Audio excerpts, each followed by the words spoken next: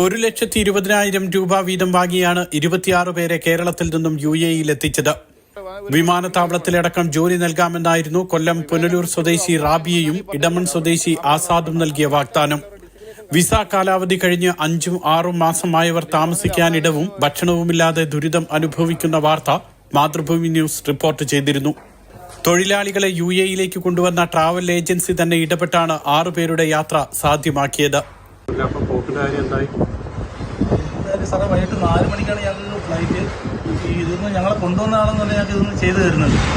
ഈ ട്രാവൽസുകാർ തന്നെയാണ് ഞങ്ങൾക്ക് ഈ ഔട്ട് പാസ് ടിക്കറ്റ് അവർ തന്നെയാണ് റെഡിയാക്കി തരുന്നതെല്ലാം. ഇത് ഞങ്ങൾ ഈ കൊടുത്ത ക്യാഷിൻ്റെ കാര്യമേ ഉള്ളൂ. അതിന് ഇയാളിനി തിരിച്ചു തരുമില്ലെന്നൊന്നും അറിയില്ല. ക്യാഷിനെ കുറിച്ച് വെച്ചപ്പോൾ ഇയാൾ പറഞ്ഞത് അത് ഈ 4-5 മാസം കൊണ്ട് ഞങ്ങൾ തിന്നു തീർക്കുന്നതാണ് അയാൾ പറഞ്ഞത്.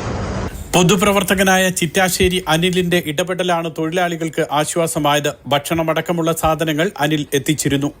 യാത്ര സാധ്യമായത് ഇവരിവിടേക്ക് അയച്ച ട്രാവൽ ഏജൻസി തന്നെ ഇവരെ നാട്ടിലെത്തിക്കാൻ വേണ്ടി മുന്നൊരുക്കങ്ങൾ നടത്തി എന്നാണ് അറിയാൻ കഴിഞ്ഞത്. പ്രധാനപ്പെട്ട കാരണം ഇപ്പോൾ അവരെ സംബന്ധിച്ച്, ട്രാവൽ ഏജൻസിയെ സംബന്ധിച്ച് ഇവരെ നാട്ടിലെത്തിക്കുക എന്നുള്ളത് വളരെ അത്യാവശ്യമാണ്. കാരണം അവരുടെ ഫ്യൂച്ചർ ഇല്ലെങ്കിൽ അതോടുകൂടി ഇല്ലാതാവും എന്നതിന്റെ അടിസ്ഥാനത്തിലായിരിക്കും ഇപ്പോൾ ട്രാവൽ ഏജൻസി തന്നെ ഇതിന് മുൻകൈയെടുത്ത് ഇവർക്ക് വേണ്ടുന്ന യാത്രാ സൗകര്യങ്ങൾ ഒരുക്കി കൊടുത്തിരിക്കുന്നത്.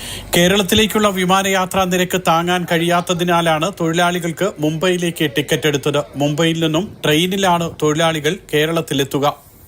26 പേർ വന്നതിൽ നരകയാതനയ്ക്ക് ശേഷം 6 പേർ മാത്രമാണ് ഇപ്പോൾ നാട്ടിലേക്ക് തിരിച്ചു പോകുന്നത്. മറ്റ് പലരും പലയിടങ്ങളിലായി ചിതറിക്കിടക്കുകയാണ്. അപ്പോഴും ആസാദും അദ്ദേഹത്തോടൊപ്പം നിൽക്കുന്ന ആളുകളും ഇതേപോലെ കേരളത്തിൽ നിന്നും ഇങ്ങോട്ട് ആളുകളെ പണം വാങ്ങിക്കൊണ്ടുവരുന്നുണ്ട്. നിങ്ങൾ ജാഗ്രത പാലിക്കുക, കൃത്യമായി ജോലി മനസ്സിലാക്കിയതിനു ശേഷം ഉത്തരവാദിത്വമുള്ള ആളുകളുടെ അടുത്തേക്ക് മാത്രം വരിക, ഇല്ലെങ്കിൽ ഇതുപോലെ തട്ടിപ്പിന് ഇരയാകും. അജ്മാനിൽ നിന്നും സുരേഷ് വെള്ളിക്കുറ്റം, മാതൃഭൂമി ന്യൂസ്.